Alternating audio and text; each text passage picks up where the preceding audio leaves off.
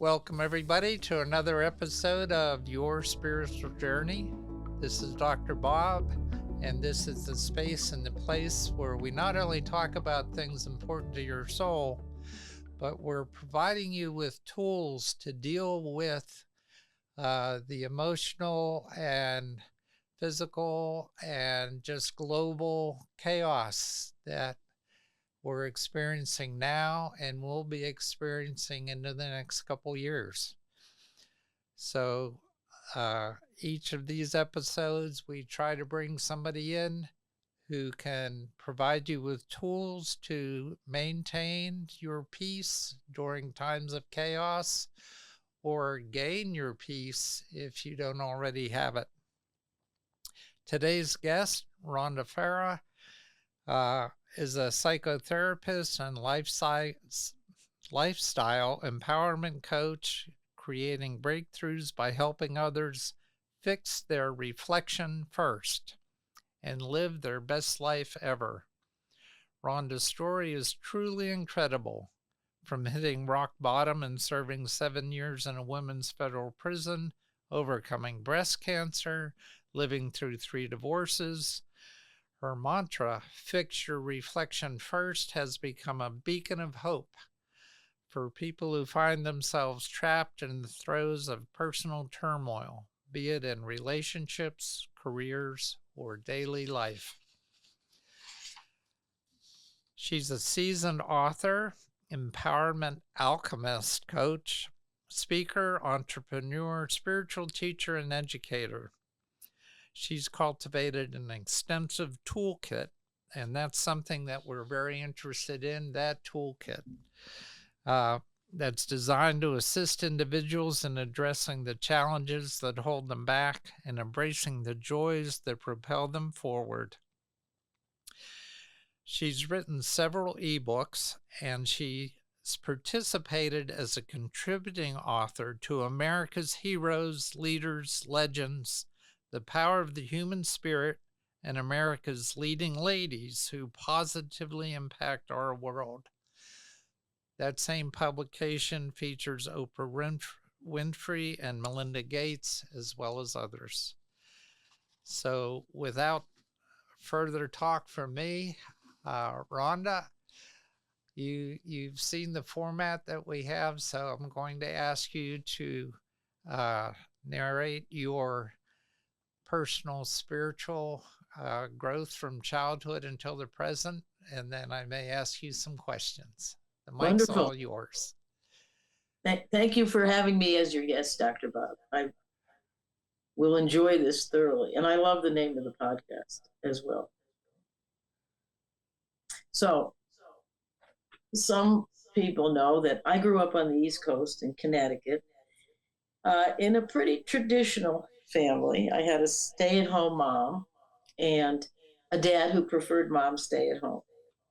I'm the oldest of 5. I have 3 brothers and a sister. And it was at a very early age that I learned nurturing and nurturance, being the oldest.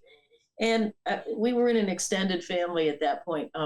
And some know what extended family is. It's was myself and my siblings, parents, grandparents, aunts, great aunts, an uncle at one point. And the household was primarily women. So there was a large feminine presence surrounding me, as well as the responsibility of being the oldest. So I was on a spiritual journey from day one. And it was those several things that you mentioned that enhanced my spiritual journey and pushed me forward to be more of an alchemist and a coach to others. Because I believe, alchemy is the precursor to chemistry, and I am not a left brain person at all. I didn't even take chemistry in school. But what it did for me, all those things that you mentioned, incarceration, breast cancer, divorces, financial ruin, I seem to find the gift and the blessing in all of those. And we're all on that spiritual journey. And the alchemist in me helps people take their joys as well as their sorrows, the good and the not so good stuff, and let it work for us rather than anything less. So that's a brief description of how I came to do what I do. I took off my psychotherapy hat several years ago and went full steam into helping those who wish to help themselves with whatever challenges and struggles they are facing, and to find the gift and the blessing in those challenges and in those struggles. And you mentioned the chaos in the world, and this is a tremendously chaotic and disruptive time. And it's the best time to go within and see what, in fact, is attending to the agenda of your soul versus, again, anything less. So when people say, well, why do you think there are gifts and blessings in things that are not working for us, or when life goes askew, this never was meant to happen? And for me personally, it was that I was not getting the message and attending to the agenda of my soul. So I went through some things that at the time I really didn't want to go through. However, I came out on the better side of all of it. So I have plenty of credentials in psychotherapy and counseling, a member of the International Coaching Federation, but it was that not so good stuff that I came out on the best side of that qualifies me to let people know that whatever tunnel you happen to be journeying down, the light at the end is not a train. It's the guidance and it's the blueprint to help you attend to the agenda of your soul and live a spiritual journey. So can we take you back a bit, because to get to that point, there had to be something that put you in touch with who you are spiritually. So did you grow up in any particular religious background and journey there? Yes, and how's that changed over time? I was raised a Catholic, and that taught me some discipline, definitely. I never considered myself religious and was always spiritual, but it took these things, this not so good stuff in my life. I'll give you an example that put me on the spiritual path. So the women's federal prison camp, never in my life, that in my early 40s, that I think I would be serving time. And that happened. And it took me a year, and I remember it very vividly. It took me a year to stop hitting the phone against the wall, Bob, and saying, get me out of here. I had the aha moment, and there it is right now. It's my breath. It's my confirming breath, my God breath. And I just surrendered at that point, whether I knew I was surrendering or not. So it's these types of moments, this not so good stuff. And from that point on, I went forward doing a lot of reading, doing a lot of writing, and teaching emotional wellness classes to the women that I was incarcerated with. And I believe that purpose, that word purpose, we are, for me, our purpose, my purpose, is to do the very best that I can do wherever I am planted, to grow where I am planted. And it is then, once we do that surrender bit, that everything that is falling apart falls together. You may not realize it as it's happening, but it falls together. So there was lots of defining moments with things falling together. While I was incarcerated for 11 months, I knew I had a lump on my breast, and I did nothing but meditate and pray. And I said, this will be taken care of one way or another. And it was that authentic power from within the power we all have, the power to thrive and not merely survive, the power to live our best life rather than living life year after year in default mode. So was released from prison and found myself going through breast cancer, and in disbelief, more disbelief than being incarcerated. I'm an athlete. I eat well. I it's, why is this happening to me? And it was happening to me again, so that my spiritual muscles could be utilized to be the best that I could be, to take another mess and make it a message for others, to let others know that they are not alone. And I vividly remember going to my oncologist's office, and my daughter happened to be with me, and she was always saying, when are we going to get a break? And I said, everything's going to be fine. I'm not going to die. And what ended up happening was I started to use medical qigong.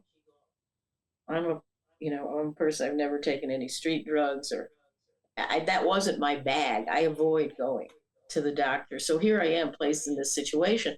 Went to medical qigong, went back to the oncologist, and she said to me, I don't know what you're doing, but you're shrinking your tumor. That's the power from within. Yeah.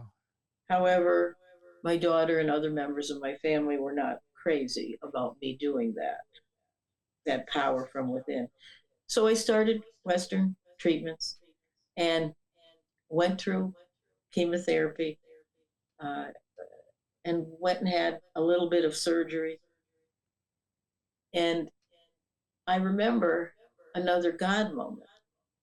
I'm laying in the gurney and I'm looking out the window on this beautiful day in Monterey, California, and about to go into surgery. And one of the nurses came over to me, and she was going to be with me in the operating room. And she says, did you call me? Do you need something? And I said, no, I was just having a little talk with God. And at that point, there was another message for me coming from this woman that I did not even know. And she looked at me and she says, oh, your hair is starting to grow back. It's like, peach fuzz hair. And she pulled back her skull cap and she said, maybe it'll grow back like mine, really curly. That was a message for me. She went through what was about to go through and living. And now she was being in service to others. It was a clear message to me. Rhonda, you're going to make it. You're going to be better than ever.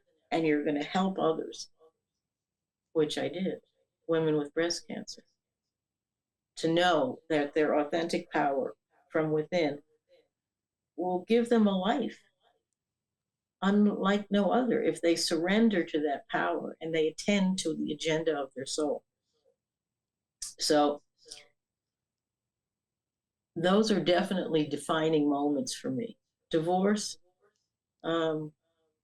several. And the reason that all of that happened with divorce and financial ruin, as well as the incarceration and the cancer, was that, again, I was not attending to the agenda of my soul.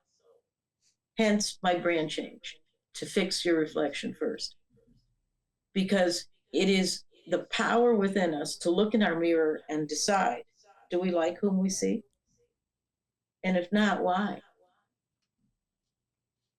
So it's an interesting time. I look in my mirror every day, several times a day. Yeah. And I decide, do I like what I see? Am I attending to the agenda of my soul? Well, and I can say, yes, I am. And that is why I'm dedicated to awakening hearts, minds, and most especially spirit to the innate power within each and every one of us. If we choose to utilize it, we will live our best life ever, wherever we are, regardless of situation, circumstance, or event. So since a lot of this turnaround happened while you were in prison, and you said that you were reading a lot, could you mention some of the books that were part of this critical turnaround for you? The Power of Now by Eckhart Tolle. The now, to be in the now. If the past is a canceled check. The future hasn't arrived, but we do have the now. If we live in the now, if we make this moment, just as you and I are here together, we make this moment the very best that it can be, it will determine the next moment, the next day, the next month, the next year.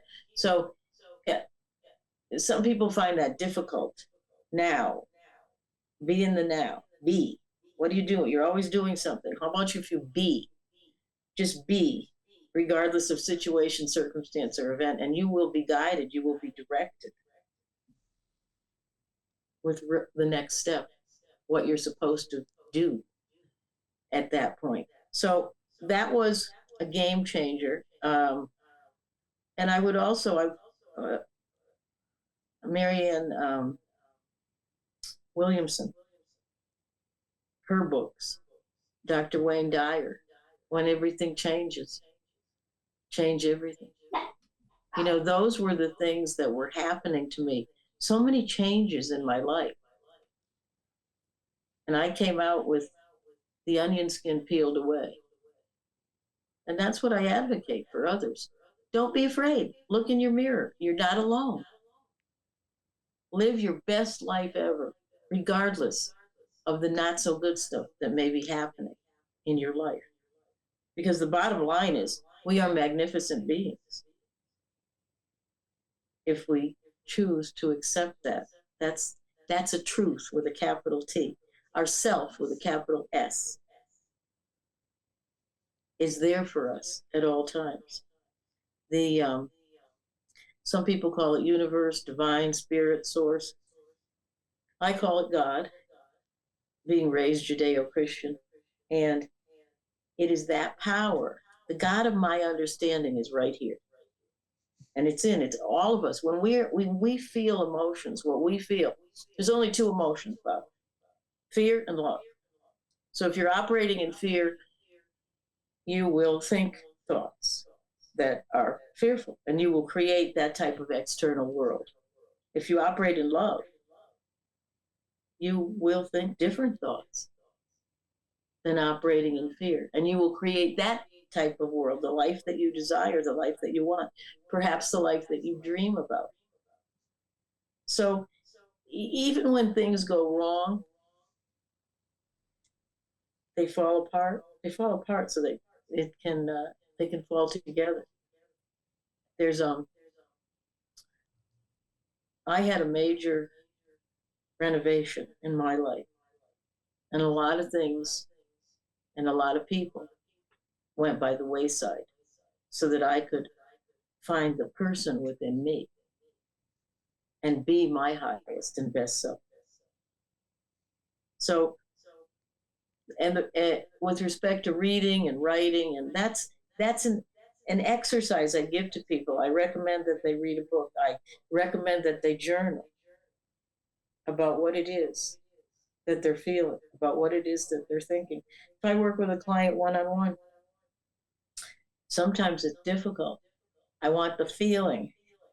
I don't want this long dissertation about what you have to say. I said, how do you feel? There's an example of feeling. I feel sad, I feel upset, I feel excited, I feel enthusiastic, I feel appreciated, I feel downtrodden. So all of these things, they work together, and we determine the journey. And, many people will go up one side of me and down the other. Well, what do you mean? I called all this bad stuff forward. Yeah, we call it forward. That not so good stuff, the sorrows, the adversity, the struggle, the challenge. We call it forward so we can learn what we need to learn. And there's no such thing for me. excuse me, for me, there's no such thing as bouncing back. I bounce forward and move to the next level. So hopefully that answered your question in a long way. Well, it certainly does. And that idea of bounce forward, I'm writing that down because I love that concept. Just as I like your concept of fix the reflection first. So where did that come from? What made you decide to focus on that tagline as sort of your byline? I was working with a wonderful media company 2 years ago, and we were hashing things out, and they said, well, help me, Rhonda, now. I mean, that's my company. I said, well, I'm not getting rid of Help Me, Rhonda now. And they said, no, but you need a brand. And that brand arose like rather quickly in the span of a 15-minute conversation with my team at that point. Fix your reflection first. And then I added, and live your best life ever. Live with a capital L. So, mirror work that's nothing new. To look in your mirror.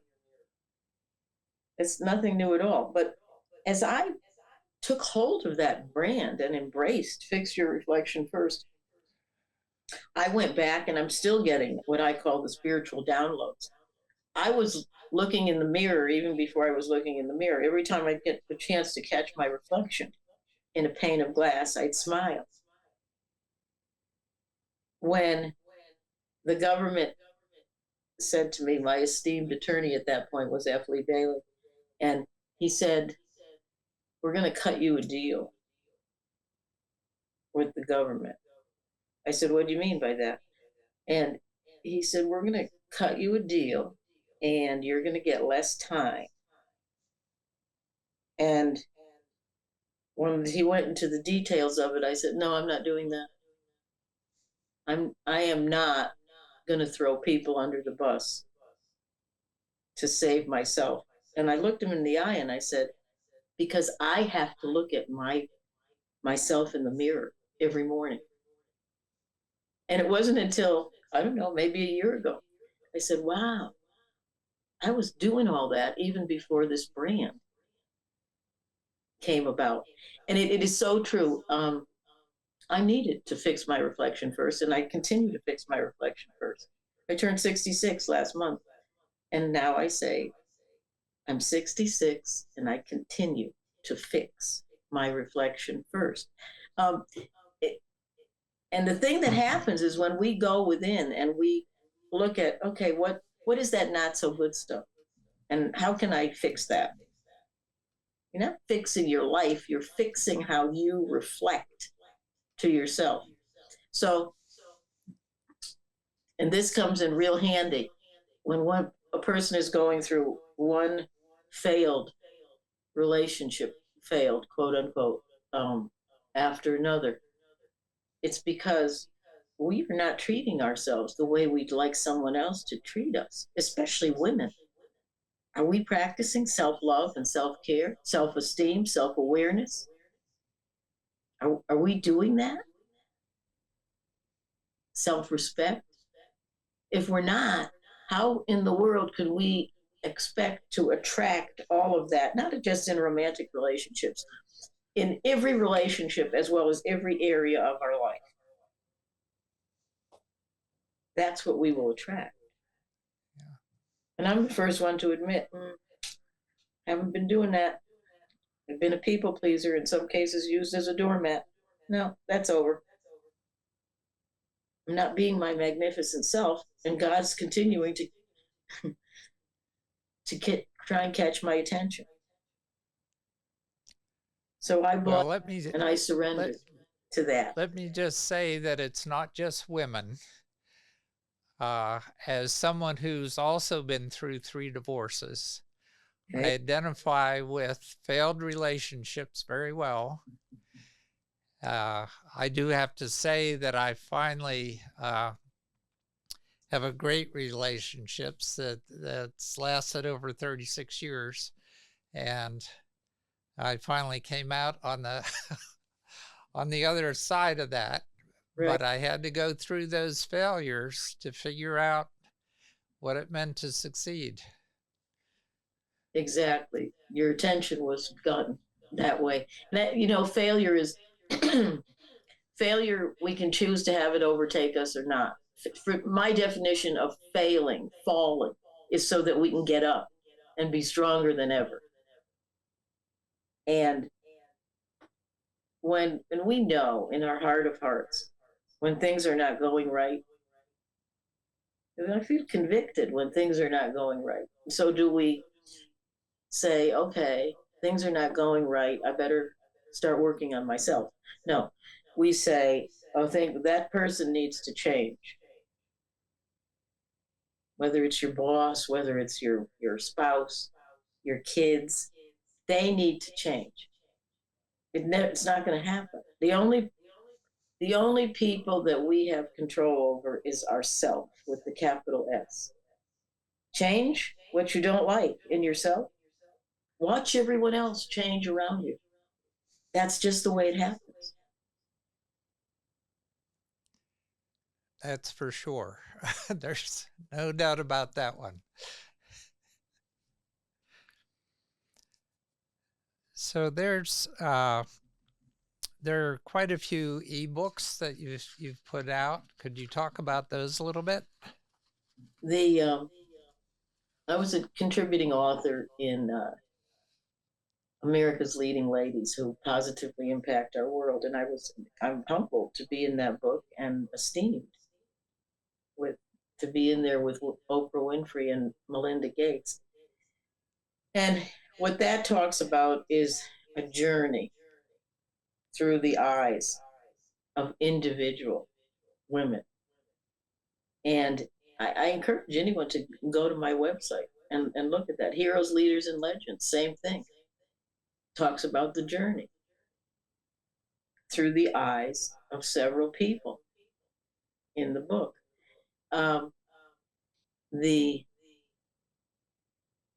book that I have in process right now, I can tell you the working title is From PTA to Prison, My Journey in Self-Awareness. And what was happening to me was happening for me. May not have known it, but it was happening for me. And it's a powerful book. I have everything done but filling in the blanks. 12 chapter summaries, dedication, prologue, epilogue in there. And Bob, I wrote it. It's been since transcribed, but I wrote it on, of all things, a legal pad. And I looked at it and I said, where did all this come from? And it came from within because it was meant to happen just the way it happened. So that's a forthcoming book that I have, and I'm excited about it because it speaks to me to help others realize that the mess can become a message for others. And it was a mess. Excuse me. And then after all was said and done, and I was released going through breast cancer, my sentence was expunged. And some people say, oh my God, you must be so angry. You spent all that time in there for nothing. I said, no, I wouldn't have changed a thing. I have no regrets whatsoever. And I have regretted it when, I was remanded from the courtroom. But I have no regrets whatsoever. And I began a journey of healing and fixing my reflection first and finding myself with the capital S. And I tell many people, I'm not immune just because I write about this and I walk this talk. I'm not immune to things going wrong, but I find the gift and I find the blessing in all of it. My sister will roll her eyes and say, "Oh, Rhonda's being Pollyanna again." No, it's not Pollyanna. There are gifts and there are blessings. I thank everyone I was divorced from, because they were acting to help me find my highest and best self and live my best life ever. I didn't know it at the time. I resented it. But then I said, well, I thanked them. I forgave them. Which brings Well, me to, everyone is always asking, how do I live an empowered life? And I said, well, I'm an alchemist. I have a formula for you. And the formula is gratitude plus forgiveness equals the life that you desire, equals the life that you want to live, equals perhaps the life that you dream about. Two essentials, gratitude and forgiveness. So, I mean, take a moment. How do what are we thankful for? From the smallest thing to the largest thing. Do we do that? I mean, I write it every night and every morning, what I'm thankful for, from the smallest to the largest thing. Um, Forgiveness, not a popular topic for most, but forgiveness is essential. And start with forgiving yourself. I just had this conversation last night with a client. Well, I was so mean to that person. I said, well, that's the first thing, is forgive yourself. And I advocate writing. 95% of the population is visual. That's how we learn. Write a letter. Write a letter to someone you feel has hurt you, has wronged you in one way or another. And when I say that, especially in the audience, everyone is gasping. And then I say, now you don't have to mail the letter, but you must write the letter. Dear person, I've been meaning to write to you for some time. Dear self, I've been meaning to write to you for some time. First of all, how are you? I know that you did not mean to hurt me when you, they did. In my case, I forgave myself a lot. Dear Rhonda, I have been meaning to write to you for quite some time, and I'll look in the mirror and say it. How are you, Rhonda? I know that when you called forward a prison sentence, when you called forward breast cancer, when you called forward these failed relationships and financial ruin, I know you didn't mean to hurt me. I forgive you, Rhonda. Start with yourself. Again, you want to live the life that you desire, be grateful for what blessings you have, and start to forgive. Someone very famous, I believe it was Einstein, Bob, said, non-forgiveness is like ingesting poison and expecting the other person to die. right. It's not going to happen. Okay. It's not going to happen. When we keep those negative, those toxic, those unhealthy emotions within us, it is the main cause of disease. It is the main cause of ill being rather than well being. So forgiveness is quite essential.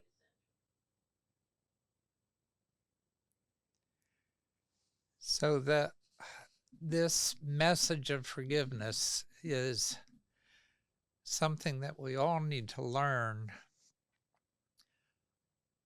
What triggered that learning in you? I mean, was there an event? Was there an author? What was it that said to you, I need to forgive myself first, and others, and especially knowing that those others don't feel they need to be forgiven. So the forgiveness is on my part is just for me. It's really not for them. Right. It's not But for them. what led you to that conclusion that you needed to do that? One of my aha moments. I started with myself, and then I looked back and I forgave everyone that hurt me, that betrayed me. I forgave my judge because he told the jurors, I forgave them to hurry up instead of saying, no, this is a mistrial. It was my aha moment. It was like, yeah, this is not working for me to hold resentment for anyone. Betrayal from partners and spouses. I forgave them all.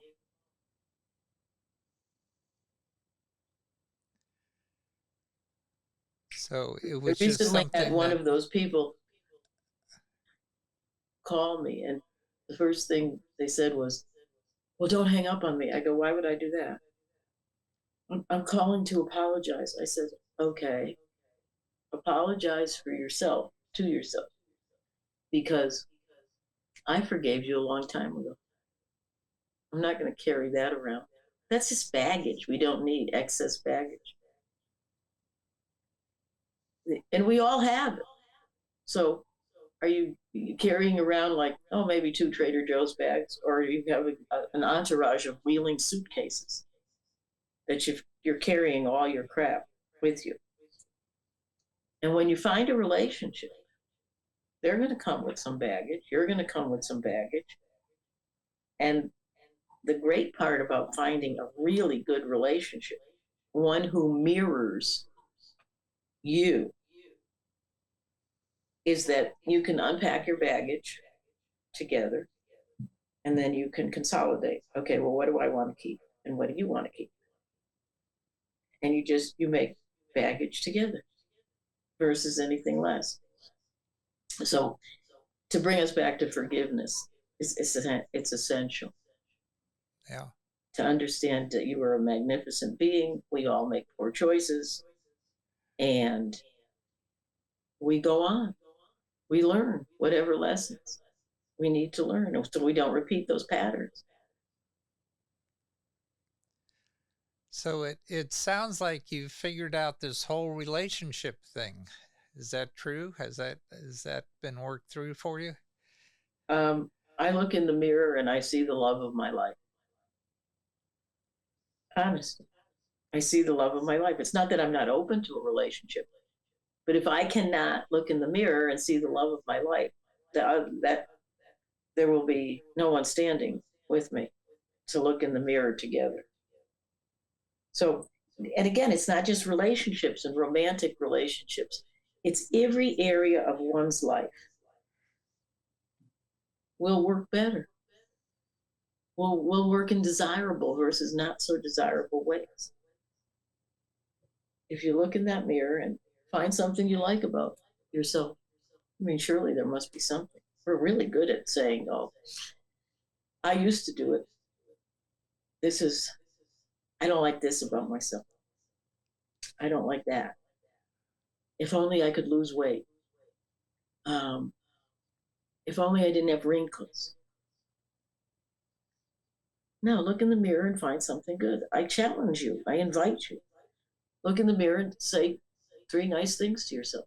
That's called self-care, not just self-love. You care about yourself.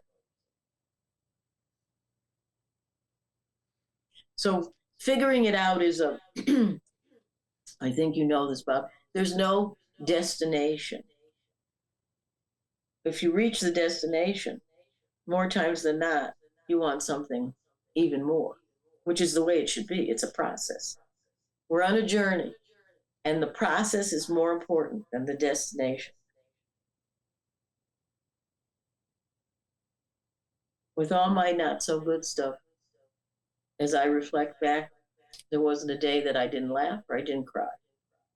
Laughter and tears are signs of growth.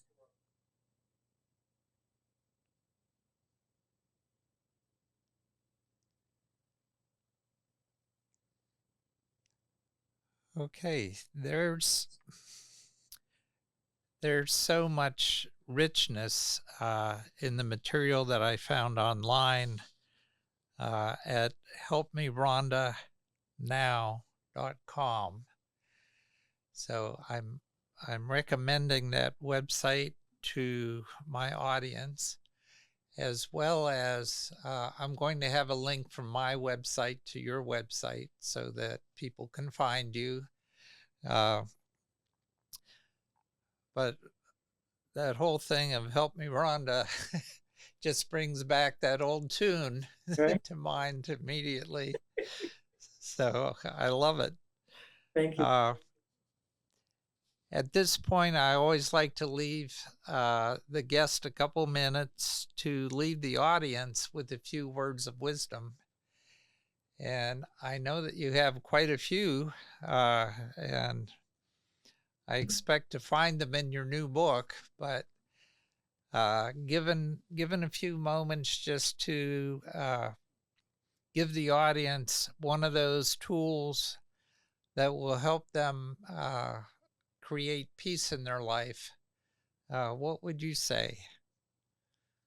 I would say, whatever it is that you're going through, situation, circumstance, or event, you're not alone.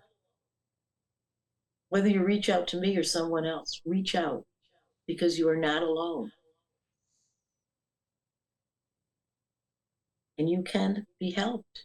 You can be helped to help yourself, because that's where the power is. And understand as well that wherever we go, we take ourselves. Literally, wherever we go, we take ourselves. If you are in the mode of continuing to leave, whatever it is, you're going to take yourself with you. So understand that, know that. And I always leave my audience with this invitation. I invite you all to treat life as if it were ice cream. Enjoy it before it melts. That's great, unless you're lactose intolerant. Right. That's terrific. Well, audience, as always, take what you've heard and what resonates with you and put it into practice. Put the rest on a shelf until you're ready to deal with it. And until next time, this has been your spiritual journey.